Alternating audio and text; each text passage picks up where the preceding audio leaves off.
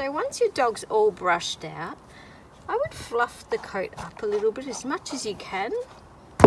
Now, when trimming, I'm just going to hold him underneath the chin there, just so his head's out of the way.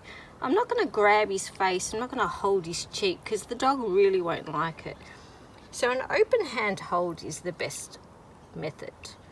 So underneath, and I just hold his nose with 2 fingers, just to get his little head away. As I'm trying to trim there, I'm not going to hold this as that way, that's a definite no-no. I'm going to actually go flat, or even angle it out a little bit away from his skin. So just chopping the hair like so. You just move around the body, try and get flat to where the skin is, never point it towards, if anything more away from the body. About it is just always move his head away and chop the coat like that. You don't have to go so close, just chop some off, just like that. Now this is not about vanity, it's not about getting it even, it's about just getting some coat off to keep them going until we can open up again and do it properly for you. So turn him on the side there, we'll fluff that up, and just where the skin goes like that is where you cut. Okay. Chop, chop, chop, chop, chop. Okay. Fluffing him up all the time. Again, never pulling, leave the coat where it is, and scissor. Like you're sculpturing a sculpture, I guess. You're going to sculpt him.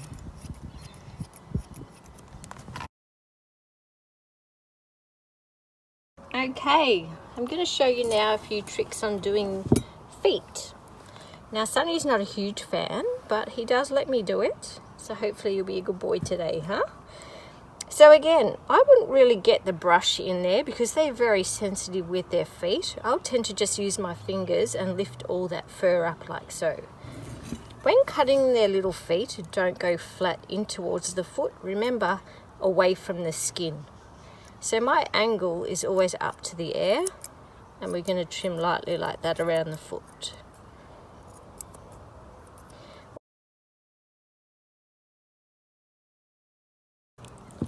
There we go. So when it comes to doing underneath the little foot, they've got hair that sits underneath there. I don't know if you can see that. Let me turn him around this way. Good boy. I'm going backwards with his foot and keeping it down. If you tend to lift their legs up too much, they can get irritated. So it's just a little bit lower like so. And again, never pointing in, always flat. Don't dig in too much either. Get that little fluffed up and just trim what you can see. Very slowly trim around that little pad. Now if the dog's not happy to get that done, you can always get someone to pick him up, give him a little cuddle, and then the other person can trim underneath the feet while you're cuddling and while he's in the air.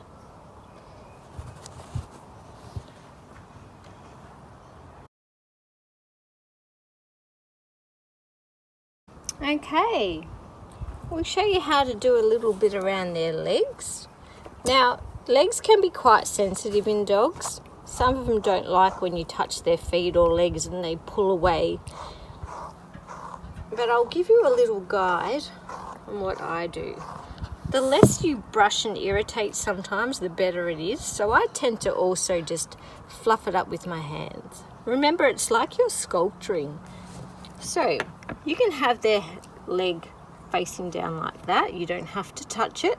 And you go downwards towards the table. I wouldn't go that way. I wouldn't go in that way because you can get their skin. So I was just let them stand there. My hold is like this underneath, and I'm holding him underneath the belly so he doesn't run away. So down towards the table, just chopping a little bit of hair off. Like that. See?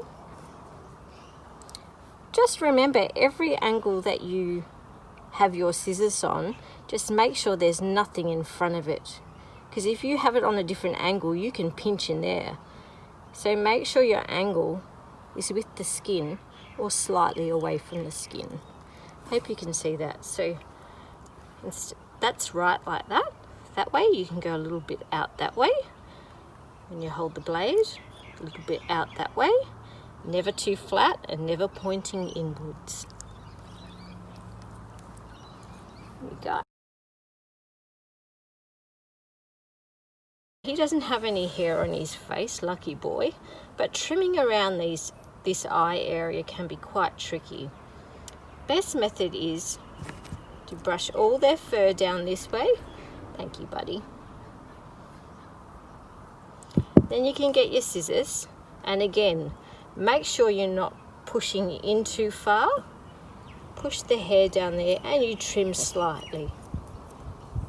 You gotta watch your blade angles with this part, because if you get too close, sorry buddy, if you get too close in there you can nick them, and you don't want to do that, so you don't go too close. Or you just brush it down, and anything that's hanging over, he doesn't have one, but usually the hair comes over that way, you trim up and down. Just straight up and down. There you go, and then you push it all back like that. Now with the sides of the face, if you want to trim anything on the sides of the face, again, I would just use my hands. And then backwards. So you're trimming this way. It's like you're sculpturing again. And the other side, away. Okay, and then with your ears, most of you will probably have floppy ears.